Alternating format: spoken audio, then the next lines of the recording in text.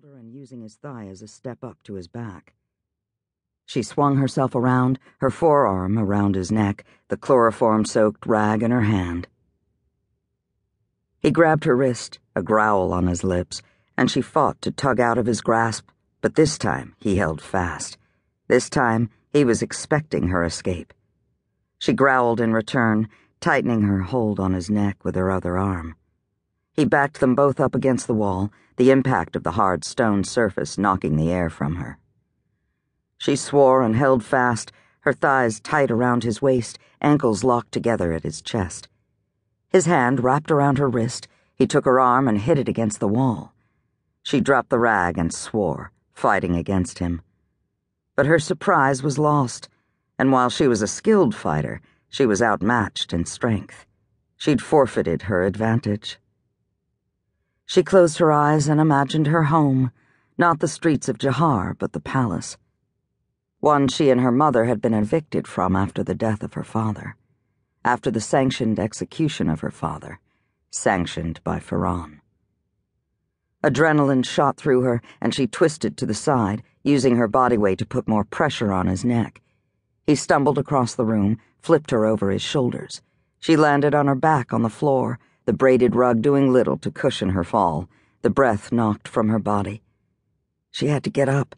This would be the death of her, and she knew it. Ferran was ruthless, as was his father before him, and the evidence of that was the legacy of her entire life. He would think nothing of breaking her neck, and she well knew it.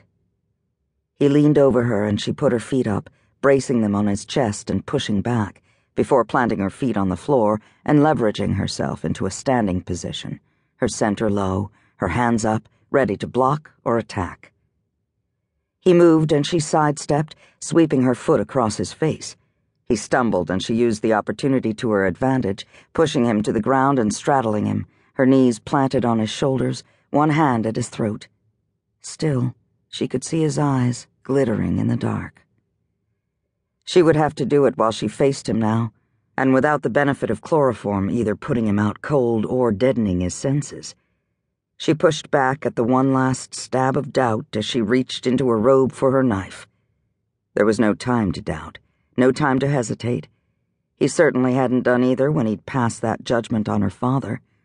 There was no time for humanity when your enemy had none. She whipped the knife out of her robe and held it up. Ferran grabbed both of her wrists and on a low, intense growl pushed her backward and propelled them both up against the side of the bed.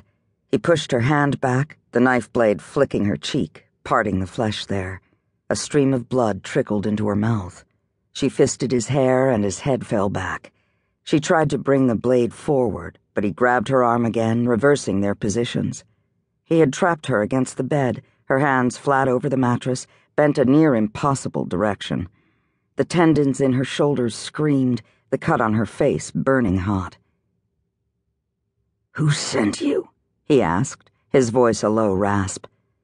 "I sent myself," she said, spitting out the blood that had pooled in her mouth onto the floor beside them. "And what is it you're here to do?" "Kill you, obviously." He growled again and twisted her arm, forcing her to drop the knife, and still he held her fast. "You've failed," he said. "So far." "And forever," he said, his tone dripping with disdain. "What I want to know is why a woman is hiding in my bedchamber ready to end my life."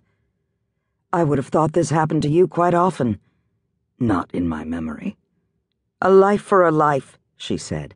"And as you only have the one, I will take it. Though you owe me more." "Is that so?" "I'm not here to debate with you." "No, you're here to kill me. But as that isn't going to happen, tonight or any other night, you may perhaps begin to make the case as to why I should not have you executed. For an attempt at assassinating a world leader. For treason. I could.